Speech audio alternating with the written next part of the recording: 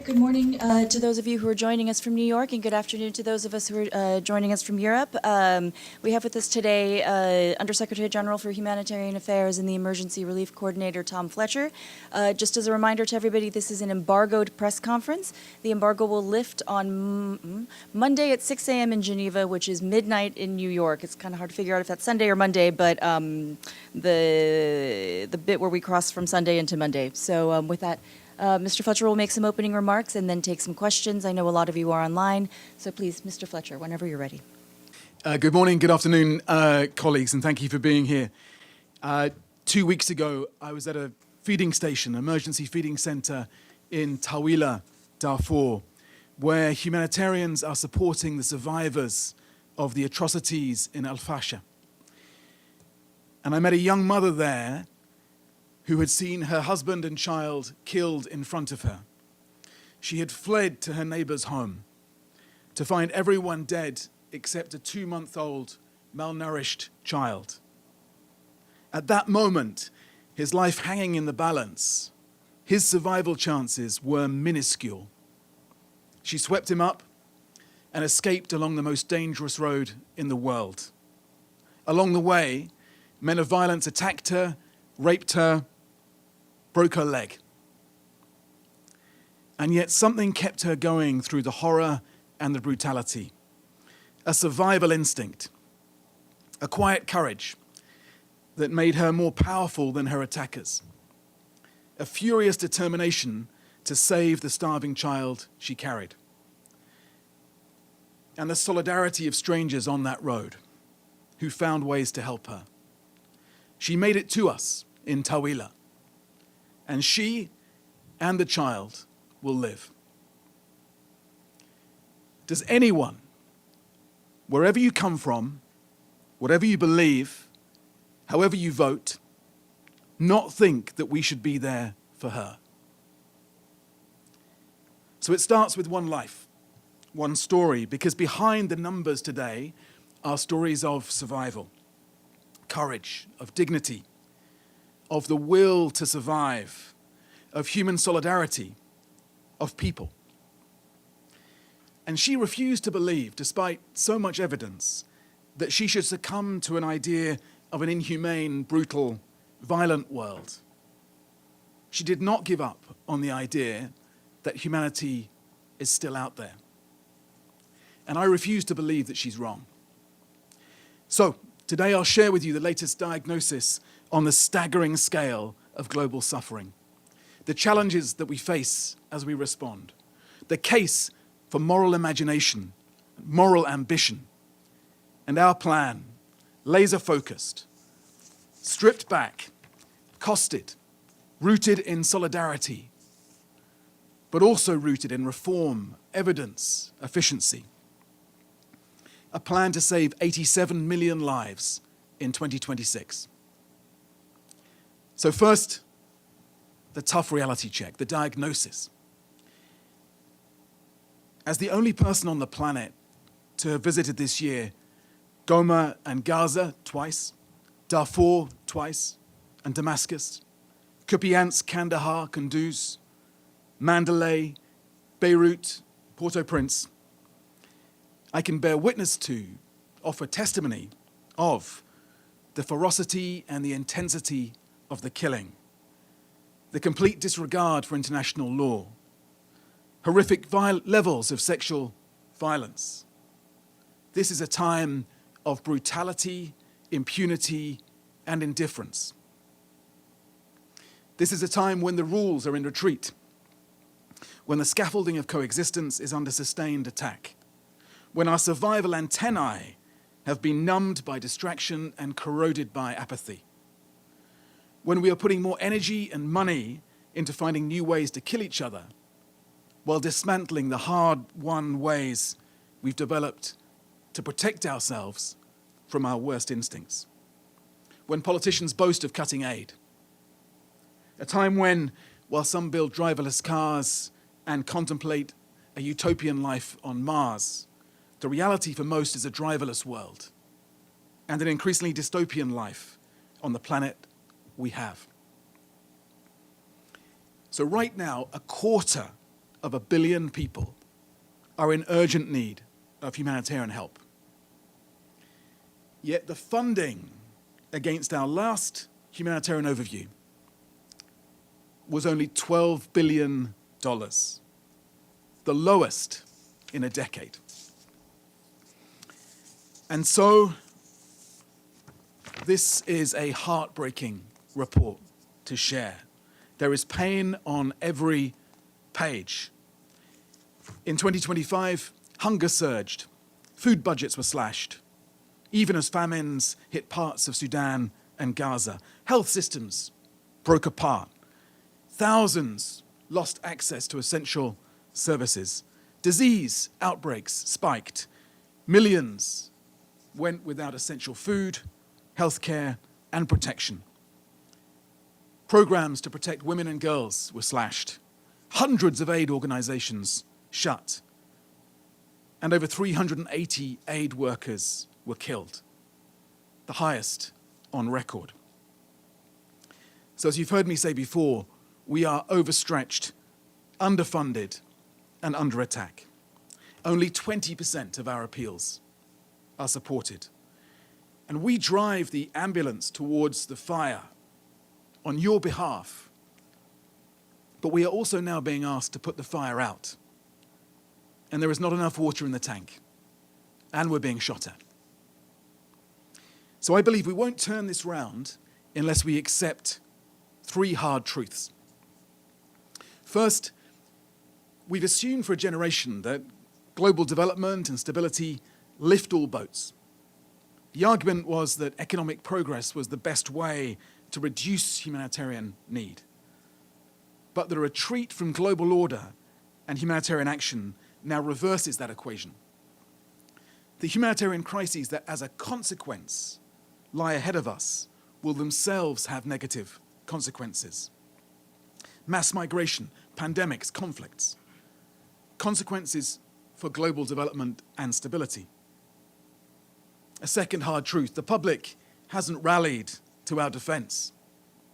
They've been misled that 20% of their money goes on foreign aid rather than much less than 1%. And a third hard truth, the money to save these lives is not coming back unless we make and win afresh the argument for humanitarian solidarity. So we must respond, and we respond not as acronyms and institutions, but as humans. So, that's the challenge. How do we propose to fight back in 2026? So we start with confidence. Last year, despite the challenges I've described, the humanitarian community reached 98 million people with our support. And I take heart from the conviction that so many leaders have, including the US president, that 2026 will be a year of peacemaking, a year that can create a once-in-a-generation opportunity to do something extraordinary. So let's do something extraordinary. We have a plan. This new overhauled Global Humanitarian Overview is the foundation for our response. It is laser-focused on saving lives where the shocks hit hardest: wars, climate disasters, earthquakes, epidemics, crop failures. Our priority for 2026 is to save 87 million lives. The plan includes 29 more detailed plans covering 50 countries. This includes $4 billion to reach 3 million across the occupied Palestinian territories, $2.8 billion for 20 million people in Sudan, the world's largest displacement crisis, and $2 billion for the 7 million Sudanese forced to flee.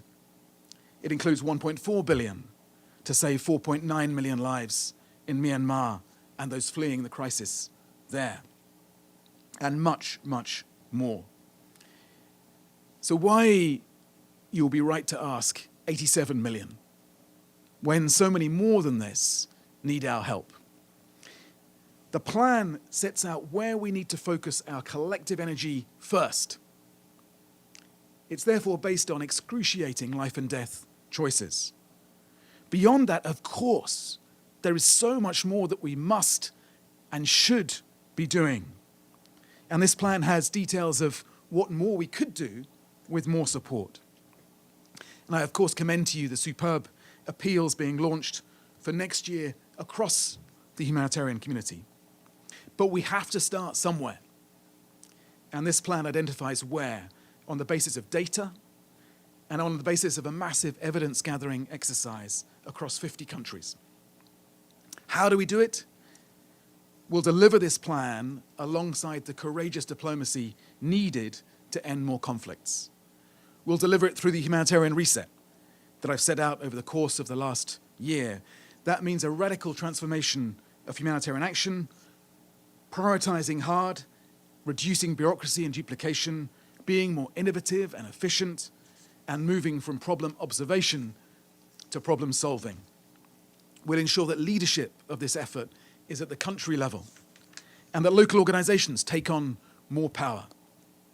We'll put a greater proportion of the money that we get into the hands of the people who need it, with already over half of our pooled funding now going to local organizations. But let me be clear that behind the data and the evidence, the process of this, it's not a technocratic exercise. Because beyond this plan, we are renewing and reimagining humanitarian action. And we're doing that with idealism, with humility, with hope. I need to know, what's the tech innovation that will save most lives in 2026? I need to know, how do we lay the foundations for a more radical renewal, greener, better prepared for the crises we can anticipate and those that we can't anticipate, more accountable to those we serve, from agencies to agency, from hierarchy to dignity, from aid to investment, from charity to empowerment, from handouts to solidarity, local wherever possible, international only where necessary, bottom up and not top down, from a system based on the money that we can raise to one based on greatest need, from logos and egos to people. So, another number for you.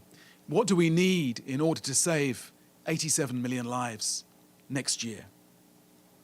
We need protection for our work. We need that energetic peacemaking. And we need $23 billion. Of course, we need so much more. But this plan shows how we will spend that first $23 billion of what I'm sure we will raise on the most urgent, prioritized life-saving work. And I know budgets are tight right now. Families everywhere are under strain. But the world spent $2.7 trillion on defense last year, on guns and arms. And I'm asking for just over 1% of that. The total global appeal could be fully funded if the global top 10% of earners, that's everyone earning over $100,000, gave just 20 cents a day. 87 million lives. That's more than died in the Second World War, the horror of which led to the creation of the UN. So is the UN dead? Tell that to the relatives and the friends of the hundreds of our colleagues who died saving lives this year. Tell that to the 87 million lives that we will set out to save next year, to those under the bombs, and to those who are losing most in a rules-free, transactional, violent world. Next stage, over the coming 87 days, one for each of the million lives that we will set out to save, we will take this plan to the member states. We will challenge them to back the simple, prioritized appeal that they have asked us to produce. Member states must also, of course, protect humanitarians, not with statements of concern, but by holding to account those killing us and those arming those killing us. I will then aim after 87 days to share the numbers with you again of the government commitments that we have received and answer a simple question. Did your governments show up for this plan or not? The answer to that question will define who lives and who dies. We'll then launch a campaign, a broader campaign to civil society, to business, to the humanitarian community, to the public globally, to close whatever gap remains. And we'll deliver on this plan. And we'll ask you to hold us to account, the humanitarian system, for how we spend this money in the most effective way possible to save 87 million lives. There's a great scene in The Lord of the Rings. One of the hobbits asks Gandalf if he wishes he'd lived in different times. And the wizard rebukes him kindly and says, "We do not get to choose our times, but we can choose what we do with them." So this plan is a call to action for a generation of leaders and citizens armed with solidarity, curiosity, empathy, to be a movement of good ancestors. And to our cynical ears, and believe me, my ears are more cynical after a year in this job, this probably does sound too hard, too difficult for a selfish, distracted, transactional world. And I would be lying if I said that this moment isn't daunting. It feels like we're jumping off a cliff, not knowing whether anyone will catch us. I'd be lying if I did not tell you that I'm overwhelmed by the challenge that we face.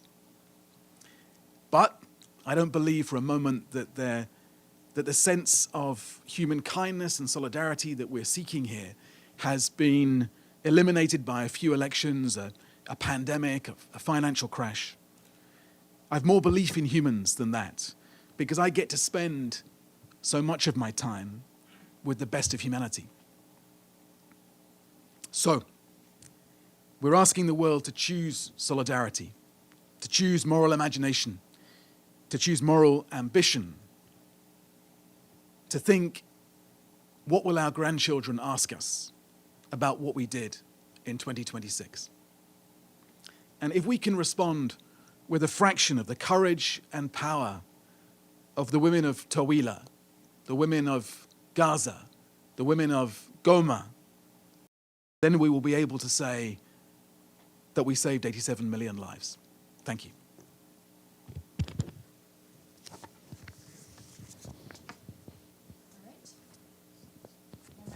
But thank you so much, Mr. Fletcher. He has time for his 10 minutes for questions, so we'll start in New York. Amelie, please.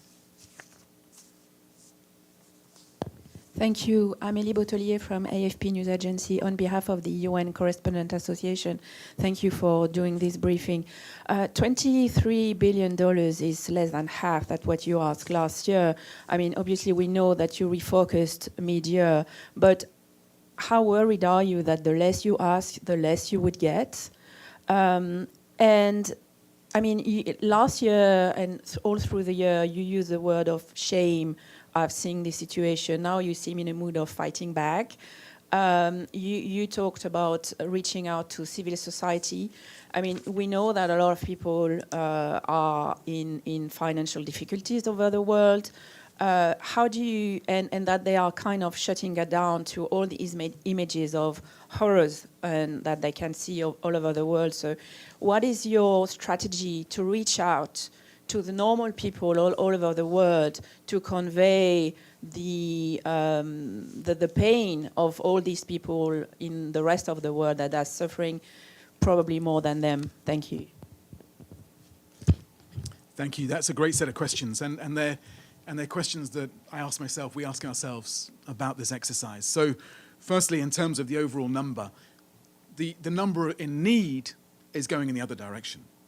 But what we are forcing ourselves to do because of the cuts is to hyper prioritize, be laser focused as what we could do with less money. It doesn't mean we don't need much more funding. Of course we do. I hope that all of our campaigns across the UN family, across the humanitarian community, which add up to a much, much bigger number, will be fully funded. I hope we find that spirit of generosity. What I've tried to do here is to find that spot in the center of the Venn diagram where all of those appeals overlap and where we can really prioritize those 87 million lives that we could save with that $23 billion. I think one thing we've learned in recent years is that we don't get more funding just by naming a bigger number. And so I'm trying to be realistic here about what would be a stretch goal for us to get in the current funding conditions.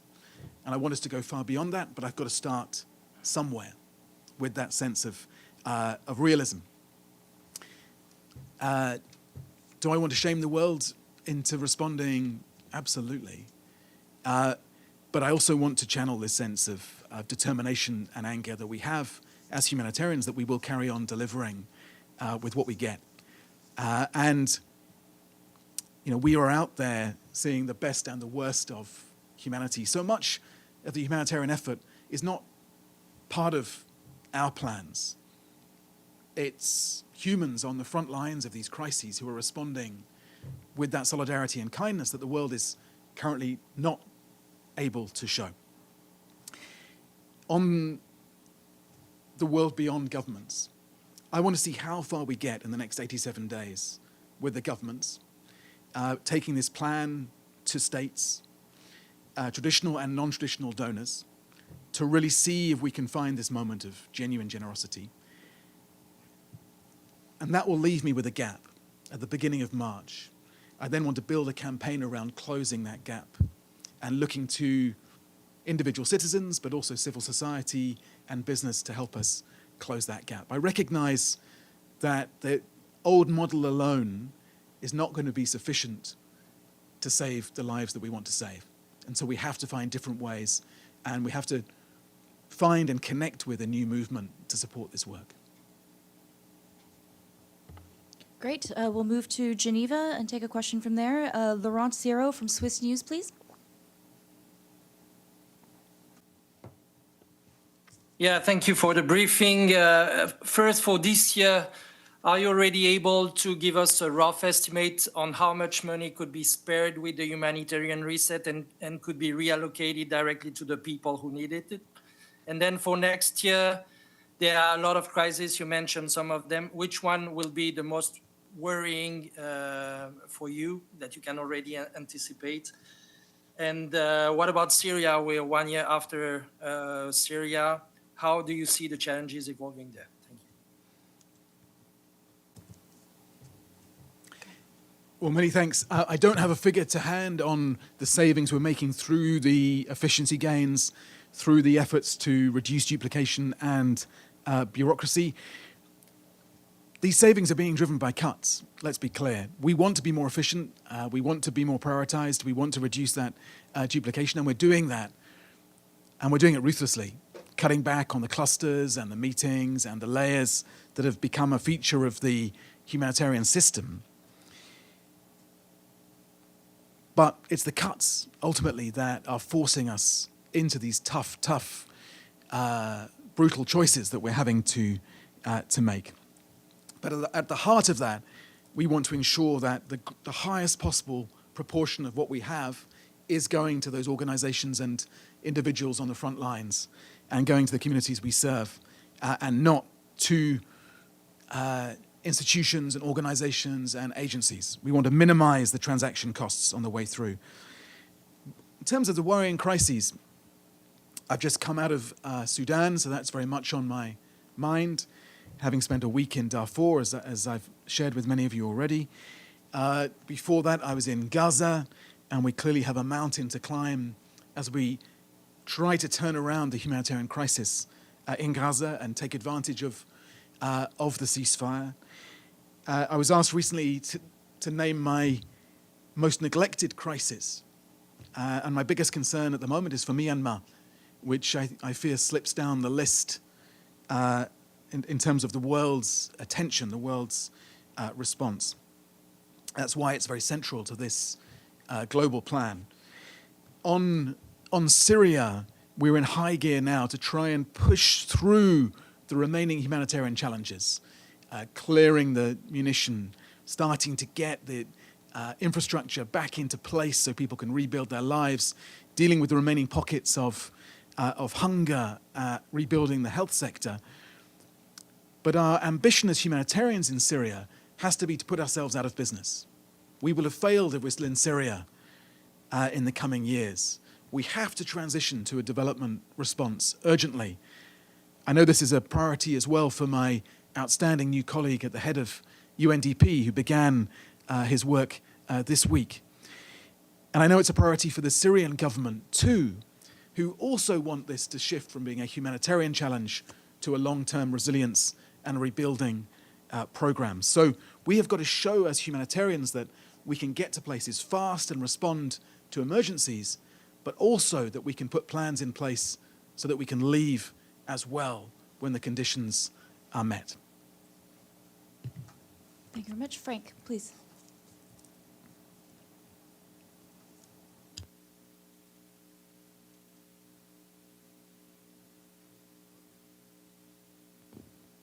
There we go. Hi, Frank Uciardo from TRT World. Thank you for being available in person to do this. We really appreciate that very much. A few things. It seems to me that diplomacy has failed to meet the needs of humanitarians being able to do their work. Do you feel it really has failed overall? Also, you talked about a time of brutality, impunity, and indifference. Where are you seeing the greatest example of all three? And the 20% you had talked about people being misled of that money being spent on foreign aid. Is that directly talking about the United States and the influences on their cuts to your budget? Thank you. Thank you, Frank. It's a great set of questions. So I think evidently diplomacy has failed, the Security Council has failed to end so many of these long-running crises. And something I said to the Security Council a few weeks ago in the context of Sudan was, do you think that previous generations sat in these seats would have let this crisis run so long? Do you think that future generations will fail in the way that we are evidently failing at the moment to end that conflict? So I think there is a challenge there for all of us. We know that the Security Council faces division and often paralysis. But on a more hopeful note, I felt that the real story of High Level Week in September was not some of the more public arguments and some of the more public theatre around it. It was the fact that diplomacy actually came roaring back that week. And we saw that across several of the peace processes where the US administration is engaging most heavily. And a lot of the time that I've spent in the last 2 months since then has been focused on the follow-up on crises like the DRC, Sudan, Gaza, where we are seeing progress as a result of that engagement and as a result of diplomacy coming back. So I think there's an opportunity there. And that's why I want to link this plan to the potential for 2026 to be a year of peacemaking. I think we've heard that clear message from the US president. We're seeing it from many of the key players across the Middle East and Africa, that they want to engage to end as many of these conflicts as possible. And that gives me more hope, because ultimately, we won't end these conflicts just through humanitarian support. The best way for us to get the numbers in global need down are actually to make this a year of extraordinary peacemaking and diplomacy. So that's my hope. That's my New Year's resolution, if you like, is that we get that sustained engagement and patient diplomacy. The indifference and the inhumanity, I think, is a reflection on what I'm seeing everywhere on my travels. I wouldn't pick out one country. And of course, you know, to your specific question on America, America is still a significant donor to the humanitarian system, and over years has saved hundreds of millions of lives, and I hope we'll renew that commitment in the period ahead. I hope that this is a plan that people in Washington will see has taken many of the tough decisions that they've been encouraging us to take to really prioritize life-saving work. On the public, I think it is striking that the surveys show that the public, when asked, do you think we should spend 1% on aid, when they're told where that goes, are actually very supportive of what we do. I don't think that public support has gone away for this work. But they are receiving an absolute blizzard of disinformation from politicians on the extremes, that suggests that the figure that we get is much, much higher. Alongside, of course, the whole narrative about the humanitarian sector being incompetent, corrupt, woke, useless, and so on. And so I think it's important that we do push back, fight back against that disinformation. And as I say, we're asking for only just over 1% of what the world is spending on arms and defense right now. So I'm not asking people to choose between a hospital in Brooklyn and a hospital in Kandahar. I'm asking the world to spend less on defense and more on humanitarian support. Do you think it's time you meet with President Trump on these issues directly? I think that's probably above my pay grade. I think it's the Secretary General who is the key interlocutor, and he had an excellent meeting with President Trump here in New York in September. I very much welcome the dialogue I have with the White House, with the American ambassadors here in New York and Geneva, who are engaging heavily on these issues and on the diplomacy around this work, and with the State Department as well. You know, this is the most significant shift in the work that we're doing in the last 3 or 4 months has been that level of engagement on Gaza, on Sudan, on DRC, on so many of these crises. And you know, I want to work with the grain of that engagement. Great. We'll move back to Geneva. Olivier Le Poitevin from Reuters, please.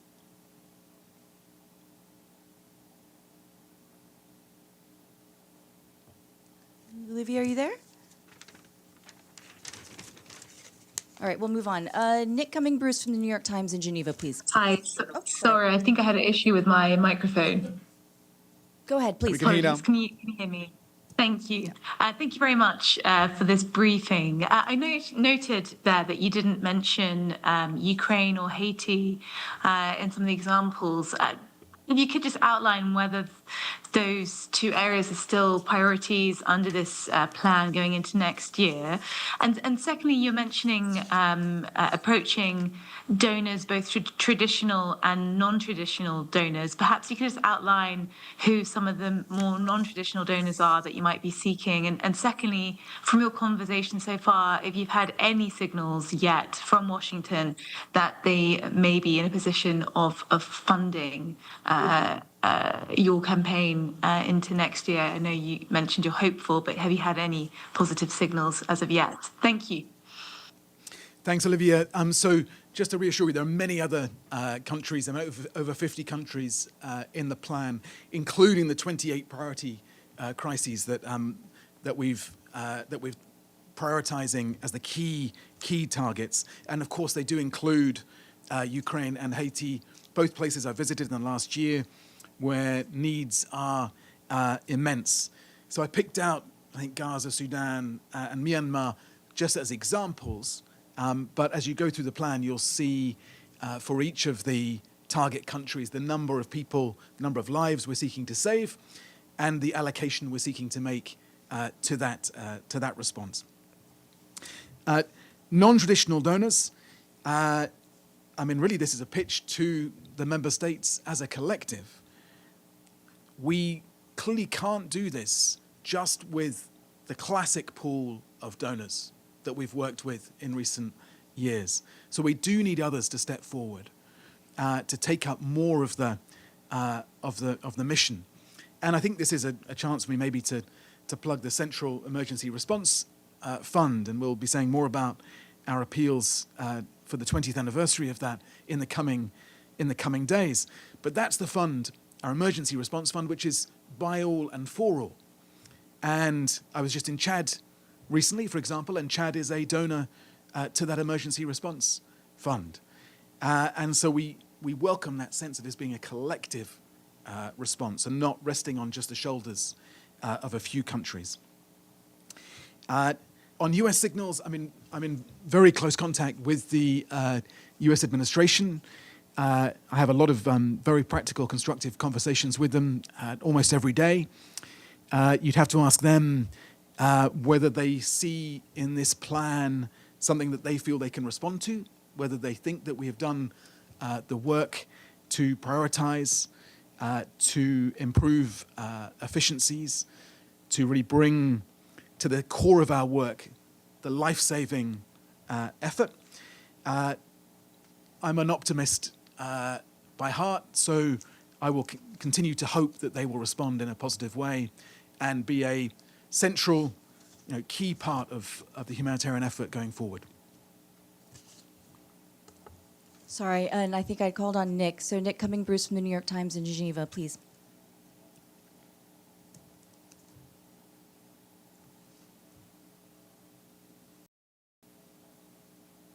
Oh, Can you hear me?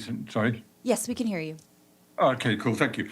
Yeah, following up a little bit on the non-traditional donor question. I mean, I'm wondering to what extent it's your sense that the global pot of funding for humanitarian causes has shrunk, or whether we're dealing with less interest in funding through the UN and the multilateral system. And secondly, you spoke of reimagining how aid is delivered. We've heard in previous appeals about greater prioritization, greater delivery of cash assistance to make sure it gets directly into the hands of people who need it. Could you just elaborate a little bit on what exactly you're reimagining here? Thank you. Very good. So yeah, the effort will continue with those less traditional donors to try to enlist the broadest possible coalition here. I think it's a good question, Nick, on has the global pot shrunk, or is it just the share of that pot for the classic humanitarian sector, the UN agencies and our NGO partners, friends, and colleagues? I think at the moment it's probably a bit of both. I think the overall amount being allocated to humanitarian causes has gone down. And within that, the proportion going to the sector has shrunk. So we clearly need to be doing the right, to have the right humility as we come to this challenge.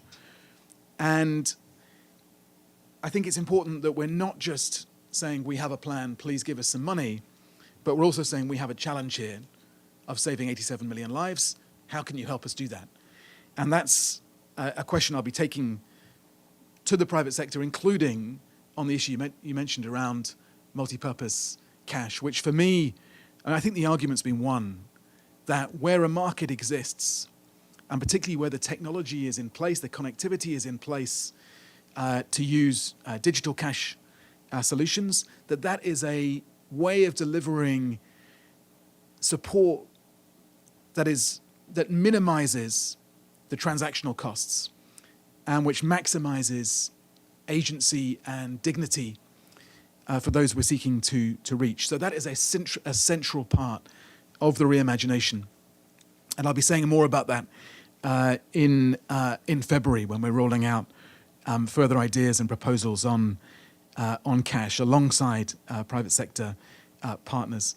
Then I also think there's a huge amount we can do to bring more climate preparedness to the effort, which means more anticipatory action, particularly around the predictable climate crises which lay ahead of us. So a lot more innovation in how we pre-position assets to be ready for those crises. And then, of course, but you'd be right to say, Nick, that you've probably heard so many people say we need more innovation. It's one of those things it's one of the platitudes that people in my job and jobs like this like to talk about. I think we've got to accept that we're not the most innovative people in the world right here. And so we need a huge amount of help on this. And so my call to action coming through this plan will be to the tech sector, to innovators, to young people, to come forward and help us do that reimagining.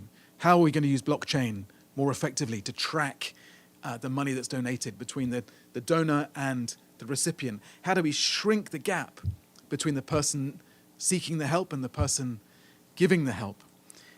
How do we prepare for not just how AI will change the operating environment for us, the craft of what we do, but how it will change society more broadly around us? What AI will do to the numbers of people in need over the next decade?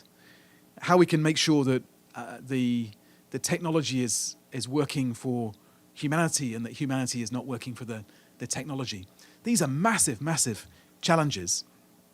And the sort of management leadership challenge I have at the moment is, how do you carve out enough time to think strategically and refresh the work we do when we're also going through this process of enormous cuts and drawbacks and downsizing.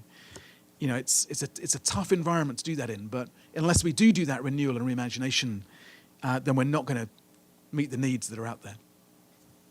Thank you so much. And we have time for one last question. So Ibtisam Azem, please. Thank you. My name is Ibtisam Azem, Al Arabi Al Jadid newspaper. 2 quick points. On the issue of renewing and reimagining humanitarian aid, but on the financial part, I'm wondering if there are any discussions to have some of that budget you need as a mandatory and not voluntary from member states, because we every year we hear the same requests, but yet you're not getting what you need. And the other thing, if you could very briefly say something about Gaza, and since the what are your worries, and whether you think that there is enough aid that's being delivered since the ceasefire. Thank you. Terrific. I mean, I think I'm aware that conversation is out there on mandatory contributions alongside, or instead of voluntary. And there are lots of interesting creative ideas on how to do that. There is also, obviously, as you all know better than I do, a much tougher, broader conversation about the funding for the UN as a whole going forward, beyond just the humanitarian effort. So I don't think the answer on that will come along in time for me, for this plan, in terms of saving 87 million lives. I'll need to go out and find those voluntary contributions, I'm afraid. I wish it were otherwise, but I'm not holding my breath for a new solution there in terms of mandatory contributions. On Gaza, the ceasefire doesn't mean the humanitarian crisis is over, far from it. And we have been able to scale up significantly. We're approaching now 3/4 of the way through the 60-day plan that I set out just after the ceasefire, and after that extraordinary moment in Sharm el-Sheikh when that opportunity opened up to deliver at much greater scale than we'd been allowed to do since the last ceasefire, the 42 days at the beginning of the year. I'd say my glass is half full on this at the moment. We're able to deliver much, much more than we could. Over 1 million meals a day, for example, starting to get those school spaces back open again, starting to rebuild the health sector, starting to work on, doing significant work actually to clear the roads, including the Saladin highway that I drove up just a few weeks ago, clearing the munitions and the bodies from the roads. We've had a big surge in the last 2 weeks on winterization, tents, fuel, warm clothing to get through what is already a brutal winter. But there is enormous amounts more that we still need to do. It's why we want to get all the crossings open, all 6 crossings open. It's why we talk a lot about the need for our crucial friends and partners in the NGO community to be allowed the access so that they can deliver alongside us. We can't deliver at the scale we need to without them. And why we need to mobilize the whole UN family as part of this response. So, big improvement since the ceasefire, but not yet enough, not yet all that we would wish in order to turn this humanitarian crisis around and start to bring hope and resilience back to for the population of Gaza. All right, thank you everybody for joining us today. Just as a reminder, this is embargoed until 6 a.m. on Monday, Geneva time. So thanks so much again.